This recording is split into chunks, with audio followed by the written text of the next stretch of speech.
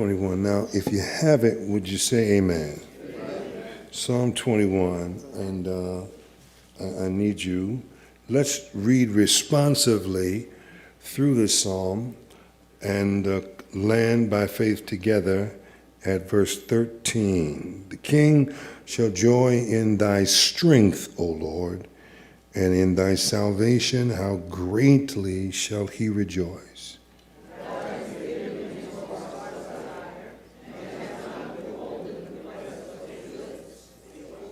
For thou preventest him with the blessings of goodness. Thou settest a crown of pure gold on his head.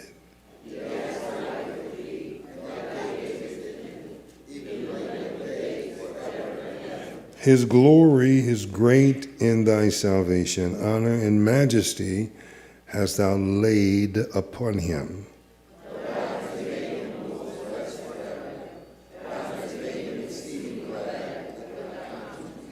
For the king trusts in the Lord, and through the mercy of the Most High he shall not be moved.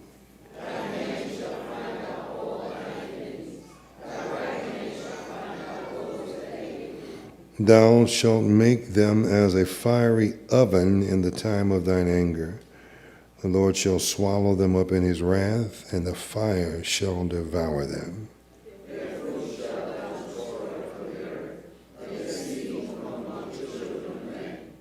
For they intended evil against thee. They imagine a mischievous device which they are not able to perform.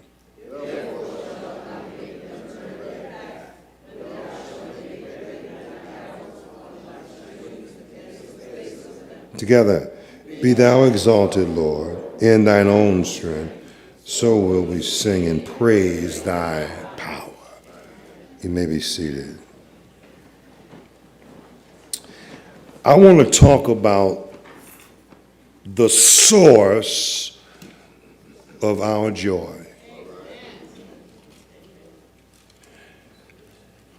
By the time you kind of get here today and land by faith where we are this morning, by now, if you've been around here any length of time, you know that as we've been dealing with the Psalms and talking about them, there are a couple of things happening here. First thing is that the Psalms are written for the purpose of instructing us in worship. They are written to instruct us in worship.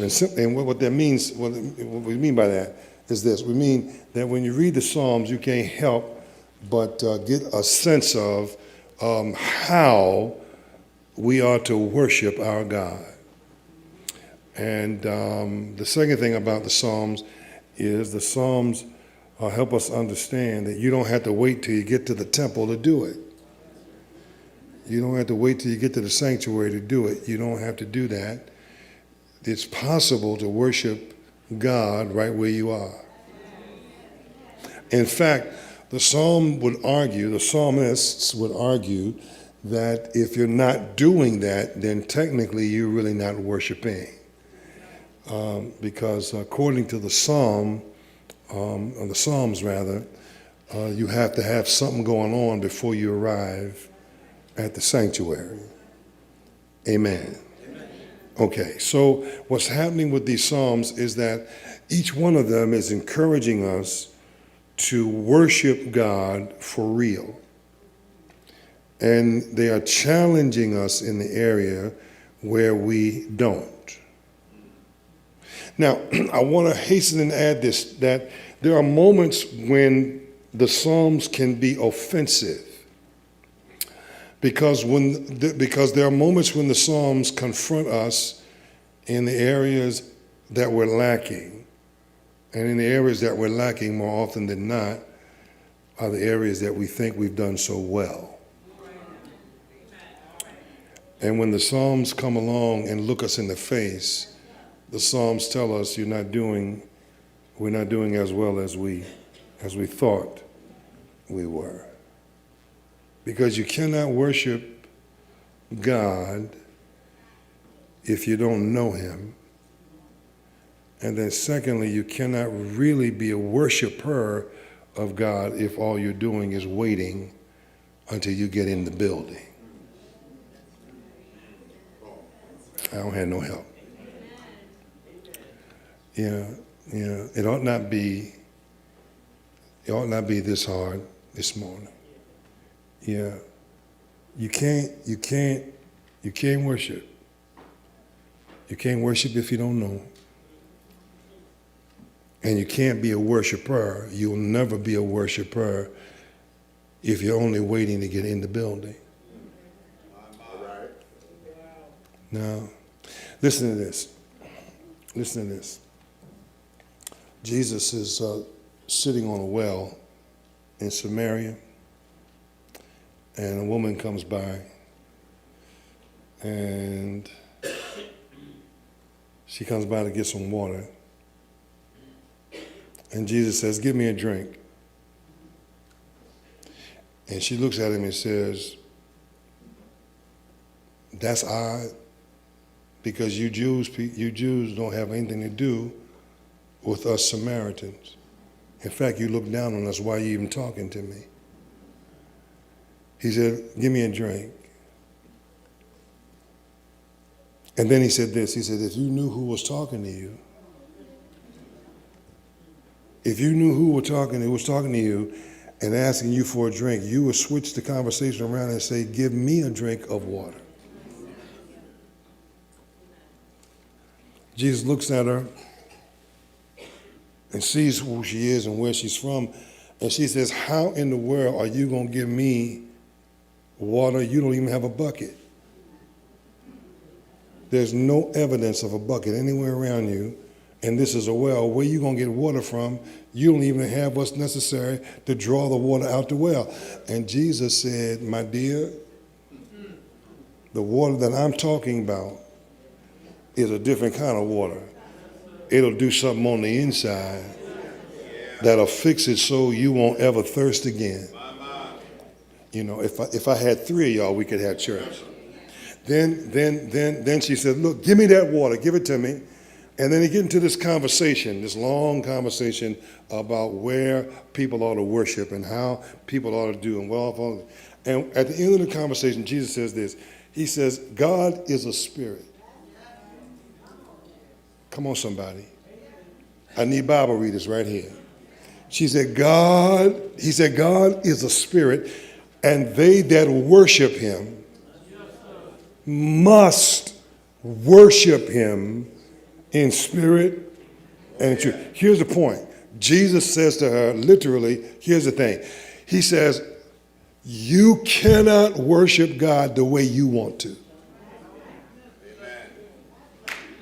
Thank you. You cannot worship God the way you want to. The only way you can truly worship God is the way he wants you to. Watch. In spirit and in truth. Y'all see it?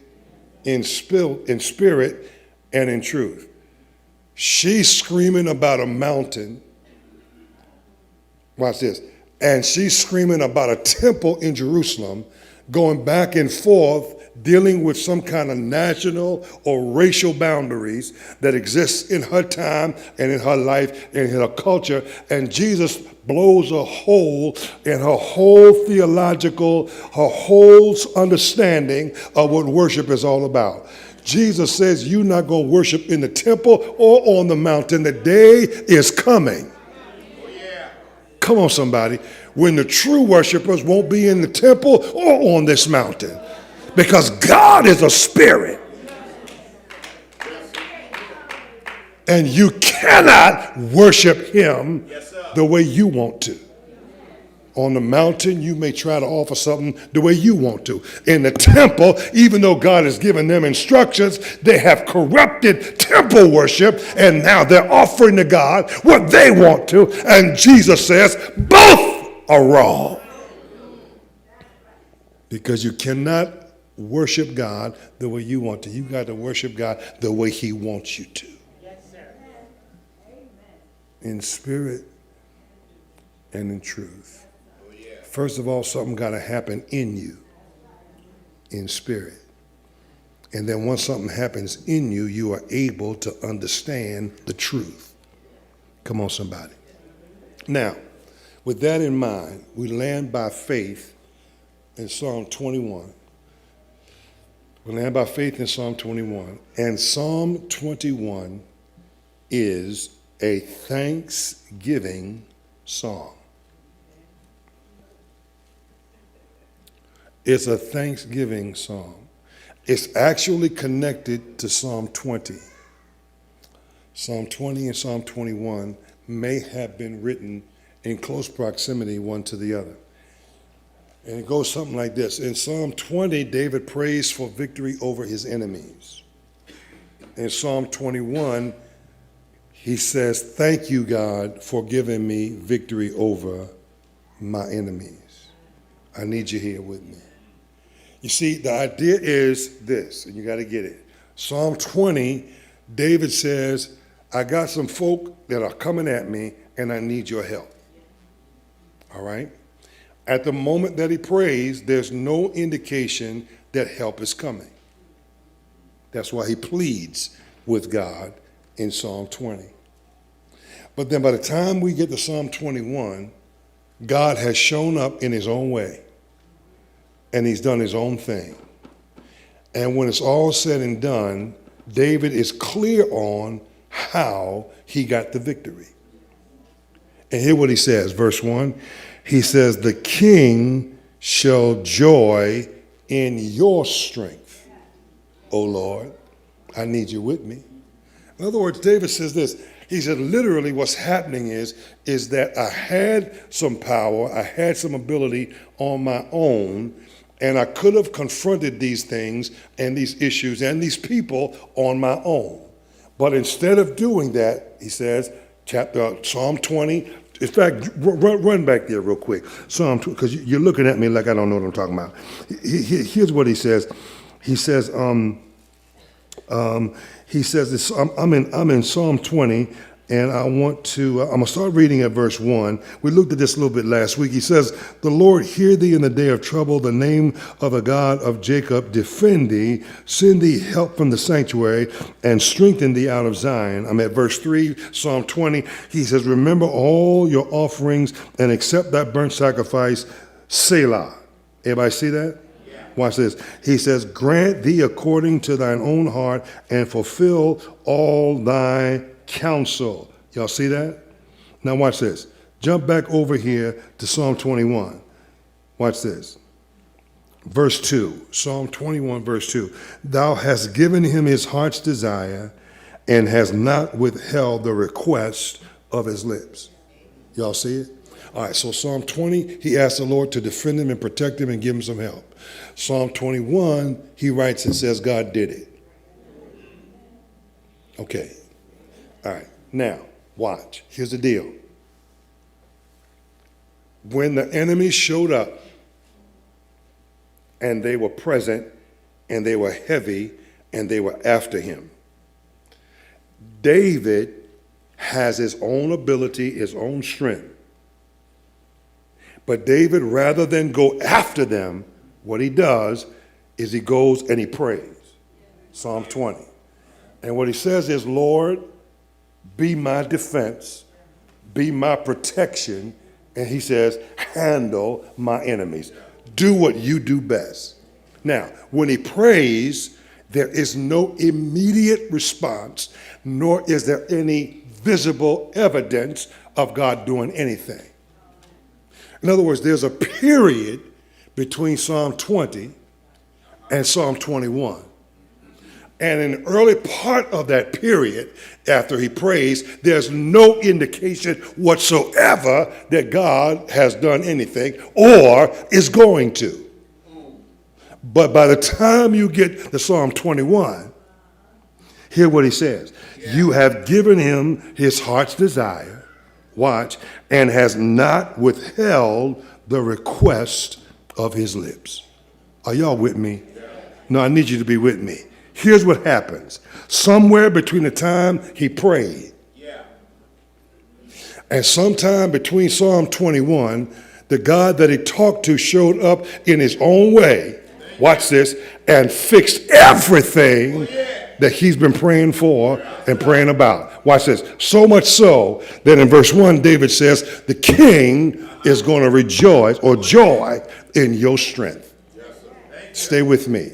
The idea is, watch, that God has done his work so well, right, that David can't take credit for anything that has just happened. Watch this. And God gets the glory for acting on David's behalf, and David can't help but worship. Now, y'all ain't there. Here it is. If you were here this morning and we pulled David up and sat him down and made him respond, here's what David says. David would say this: the source of our joy is God. No, don't have nobody there. Watch this. There is no joy in defending yourself. Come on now. Yes, sir. There is no joy in rising up and defending yourself. No joy whatsoever. Joy comes when your enemies are all around you and you have nowhere to go but on your knees. And when you get on your knees, you cry out to God in heaven, and the Lord hears your prayer. Stay with me. And then what he does is he then takes his time to respond. Why? Because he wants to make sure that when the deal is done, you're not the only one who knows who got you out. Sometimes what the Lord does is surround us with enemies so that he can show them who he is. He ain't thinking about showing them who we are because we don't matter. In the eternal scheme of things, none of us are that important. Come on, somebody. But here's the deal. When we fall on our faces in the presence of our enemies and call on him, here's what he does. He'll wait and let the enemy get real close. And right at the moment that they're about to pounce on you, he will show up with his delivering power and set you free and let you know and let them know who he is. My Lord. Our Lord and Savior. Watch. Yes, sir. Watch. Stay with me. I'm trying to do what I can here. My Lord. Trying to do a little something here. What I can. Here, see, that's all right, devil. I ain't got no problem.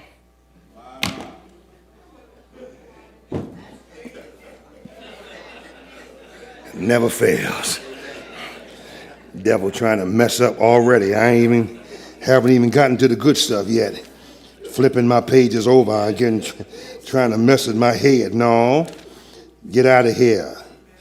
That's right. The Lord has already given us this victory here this morning. Amen. Amen. It's Psalm 21. Are y'all there? It's Psalm 21. Let me see here. Psalm 21. Watch this now. Watch this. It's 21. Here's what he says. He says in verse 1, he says, the king shall joy in your strength, O Lord. Watch this. And in your salvation, how greatly shall he do what? Rejoice. So greatly shall he rejoice. In other words, the idea is that the king says, I'm going to bless your name. I'm going to worship you. I'm going to give you thanks. Watch this. I'm going to give you thanks because I found out, watch, that your strength is better than mine. Come on. And your deliverance is greater than mine. Are you there? No. Watch this. Watch this. Stay with me. It's the word is strength. Y'all see it? It speaks of absolute power. Yeah. It's a word that's used in the Old Testament primarily for God. And the idea is that God doesn't get strength. He has strength. Yeah. Jesus. He's not, in other words, God ain't working out. He's not on an elliptical trying to get his heart and stuff up to get, he's not in a corner lifting weights to help him get some power. No, he has inherent ability. Yes, sir. And the fact that he doesn't release it all the time doesn't mean he don't have it. And the fact that he doesn't release it when we want him to doesn't mean he doesn't have it. What it means is that God's strength is under his control. Thank you. And strength is tied to sovereignty. And so if you and I are in a moment in our lives where we need his strength to show up, God says, talk to me about where you are. And then he says, mark the moment that we have the conversation. Mark it down. Stay with me. Because I may not come when you want me. Oh, yeah. But when I show up, I promise you, I'm going to be right on time. Thank you. It may not be our time, but it will be the right time. Now, understand this, that within the scope of God's strength and dealing with the idea of his strength, keep in mind that there is behind that the issue of his sovereignty. And what that means is that when we pray, we must be quick in understanding that our prayers are to be offered to the Lord with a clear understanding that he knows exactly how to work his work in our lives for his own glory. Are y'all with me? No. Stay with me now. This morning for church school, we talked about Jesus in the Garden of Gethsemane. And so he goes to the Father and he says, Father, let this cup pass. Now his heart's desire is that the cup would pass, right? But he doesn't end there. Here's what he says. He says this. He says, nevertheless, not my will, but thy will be done. So here's the deal. You have supplication, right? Let this cup pass from me, right? But then in the context of supplication, you have submission. Nevertheless, not my will, but thy will be done. That's classic, listen, that's a classic biblical prayer, classic Bible instruction on how to talk to God. When you go to him, you have a desire, you have an interest, you lay it before him, that's supplication. But in the context of the supplication, you have to also have an act of submission, and that submission must be, nevertheless, no matter what it is I'm asking you for, nevertheless, not my will, but your will be done. Watch. So that when we go to him in prayer, we got to keep in mind that he invites us to come boldly into his presence. Go on in there boldly. But when you come in boldly, don't come in irreverently. Demanding from your Father what you want. No, don't do it. Instead, in the context of your request, apply some submission to that. Come on, and humble yourself in the presence of the living God. Check this out, because sometimes he'll say no. And he reserves the right to say no. Y'all ain't with me. All right, so 3 ways God answers our prayers. Only 3. He only has 3. He only has three ways to answer your prayer. First of all, sometimes he'll say yes. Yes, sir. Sometimes he'll say no. And then sometime, more often than not, he'll say wait.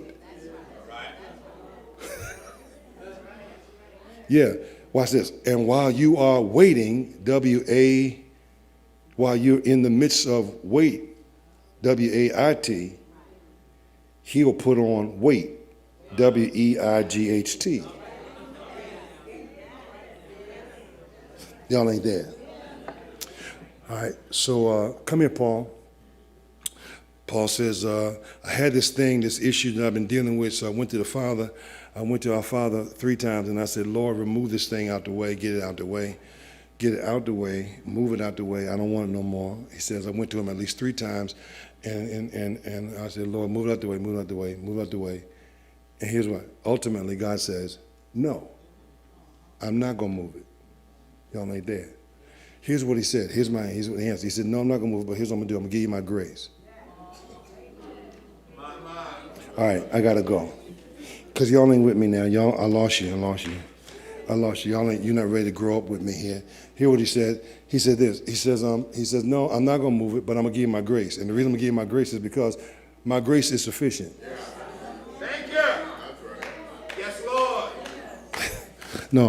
No. My grace is enough for you.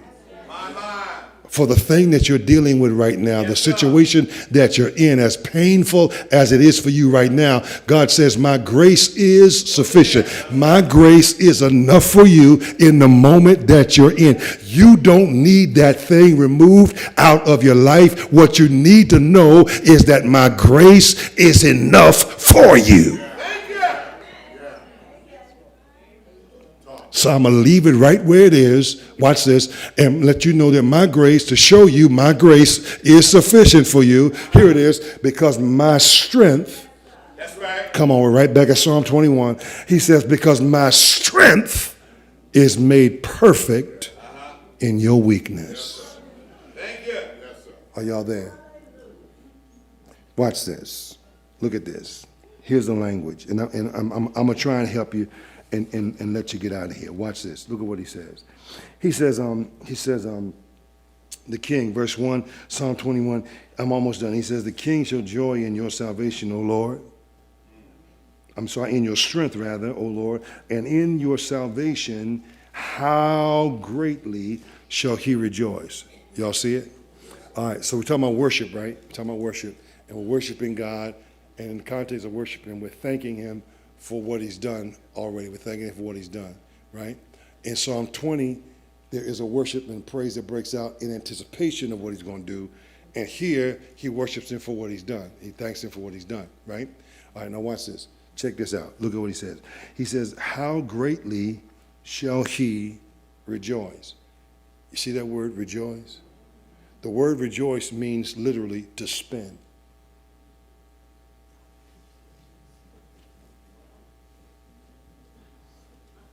All right. So in other words, hear what he said. David says, I am so happy about what God has done that I'm going to act uncharacteristically and do some stuff in his presence just because he's been so good. So sometimes what David says is, when in the midst of your rejoicing, what you ought to do is just turn around. Thank you.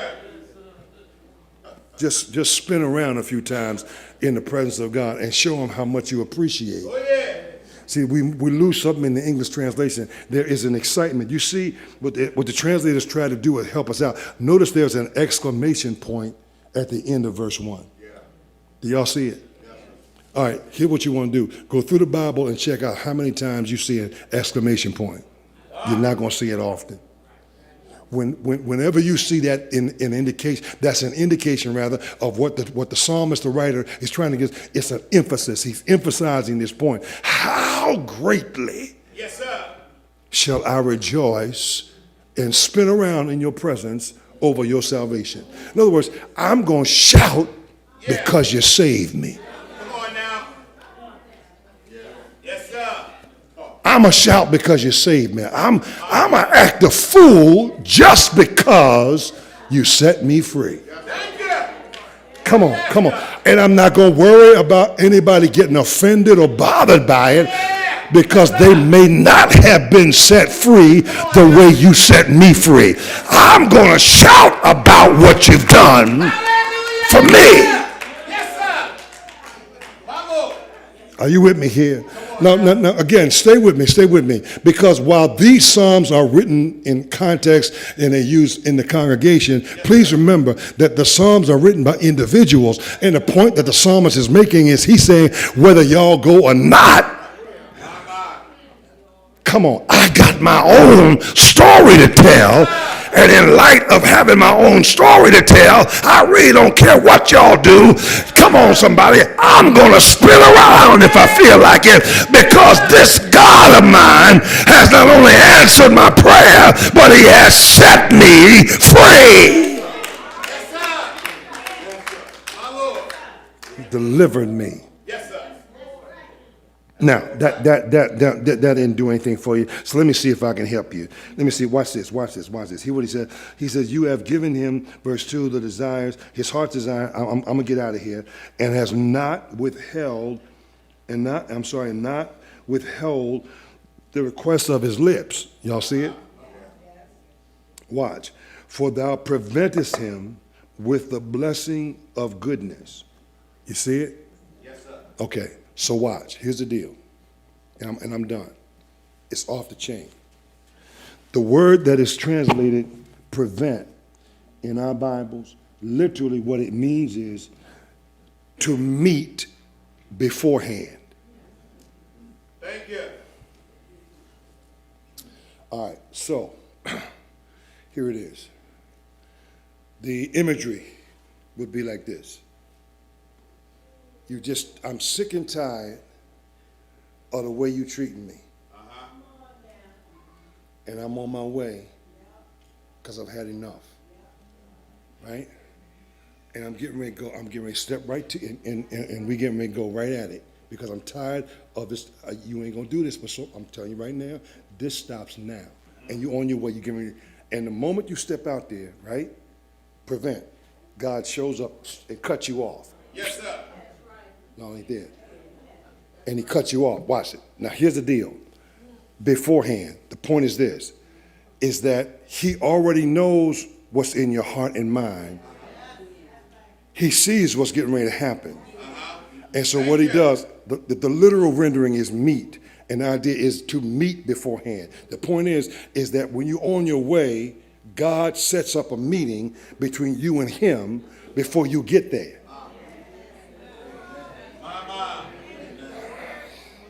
Come on. And he prevents you from acting a fool. I wish I had. He prevents you from acting like you lost your mind. He prevents you from getting stupid, prevents you from doing it. Watch this. And he does it, come on somebody, and he does it by reminding us that he's got us in his hand. Come on somebody. See, look, it's in the verse. He said, you have prevented me with the blessings of goodness.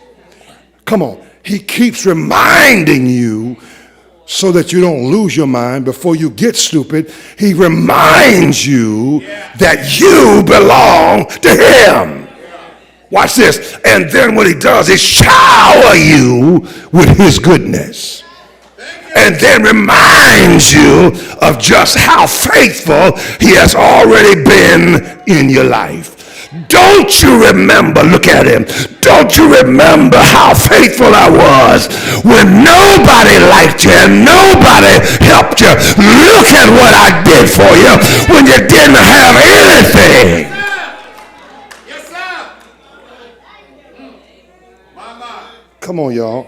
It's in verse 3. I'm almost done. It's almost done. Here what he says, watch this. And you set a crown of pure gold on his head. The point he's making is this. He's saying, you have made me king. Yeah. No. In other words, he says, you've made me king. And the implication is you've done it publicly. In other words, you have given me something that can't nobody take away. Thank you. All right, it went over your head. I'm done.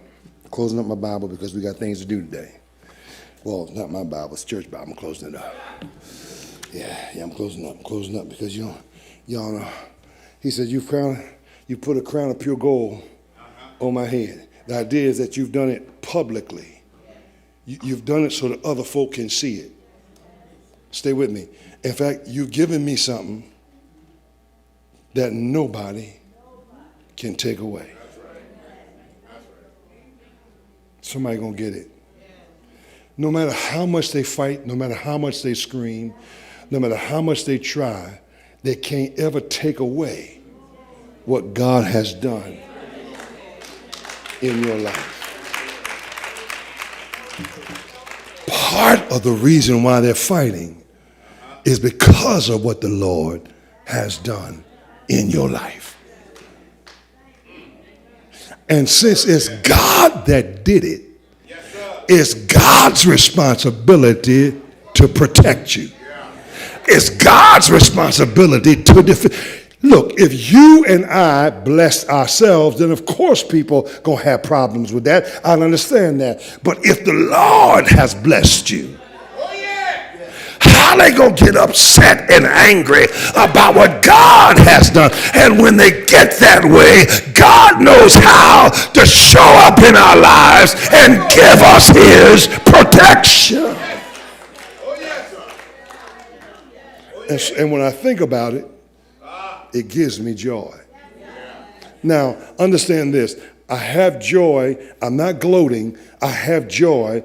I'm not sticking it in your face. I have joy. But if by chance you somehow, get beat up by my worship, if somehow my worship starts sending you messages, then receive them. Yes, sir. Amen. Come on. Because I'm not going to let you stop me. I'm not going to let you hold me down. I'm not going to let you change me. I'm going to keep on keeping on. And if you're mad now, get ready to get madder later. Come on, somebody. Come on. You might as well get ready to get madder because I'm going to keep on blessing him. I'm going to keep on praying. In fact, here's what I found out. I have become addicted. I'm now addicted to worship. I've become a worship addict. In fact, I can't help myself.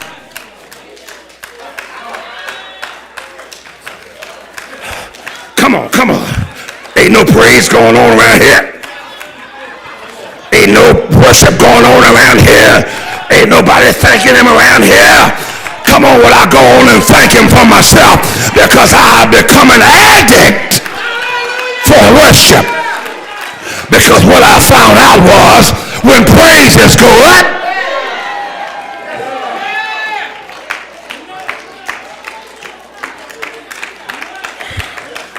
Come on. Go on, get the message. Here's the message. Talk about me all you want to. Say whatever you're going to say. Keep my name on your lips.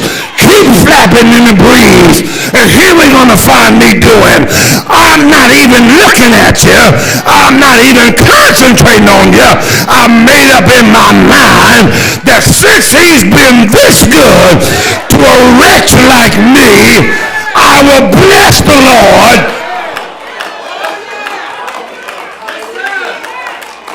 He's been good. Yes, he has. He's all right. Yes, sir. Thank you, Jesus. Thank you. Oh, bless his name. Yes, sir. Thank you. Oh, Jesus.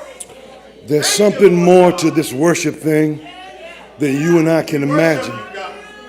In the name of Jesus. When God becomes the primary focus of our hearts and our lives, when he becomes the primary focus of what's going on in us, when we put our eyes on him and we worship in spite of how we feel, in spite of what's going on around us, when we worship, in spite of all that, God knows that we mean it, and he'll break through in our hearts and lives and fill us with his presence and his power. Yes, sir. Yes, yes. That's all right. You want to be delivered, worship him.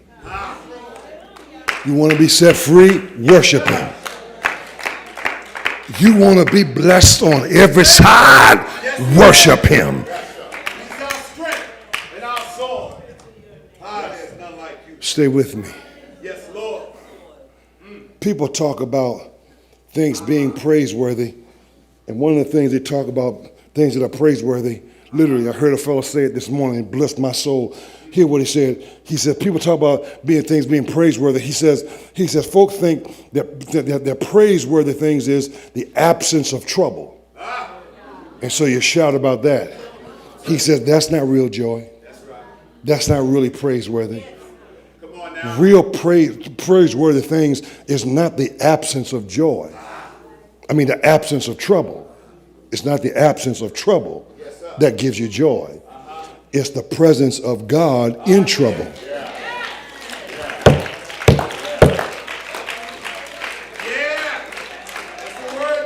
Let me tell you what I'm living for right now, where I'm at in my life right now.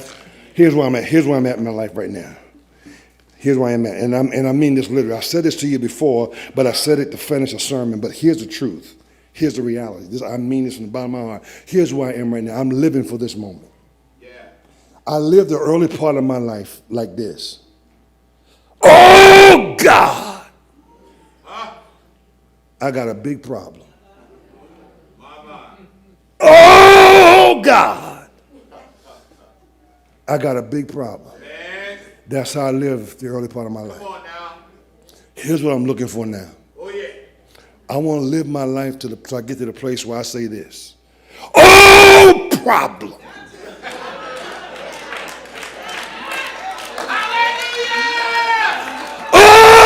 Problem. Yes, sir. Yes, sir. Oh, problem. I got a big God. And if you keep on messing with me, if you keep on bothering me, if you keep on troubling me, I'm going to get my God.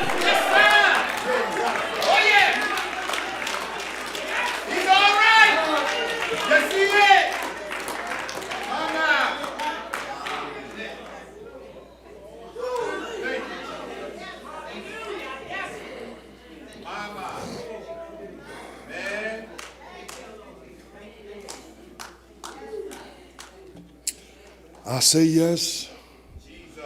Lord, yes, Jesus. to your will and to your way. I say yes, Lord, yes. I will trust you and obey when your spirit speaks to me. With my whole heart, I'll agree, and my answer will be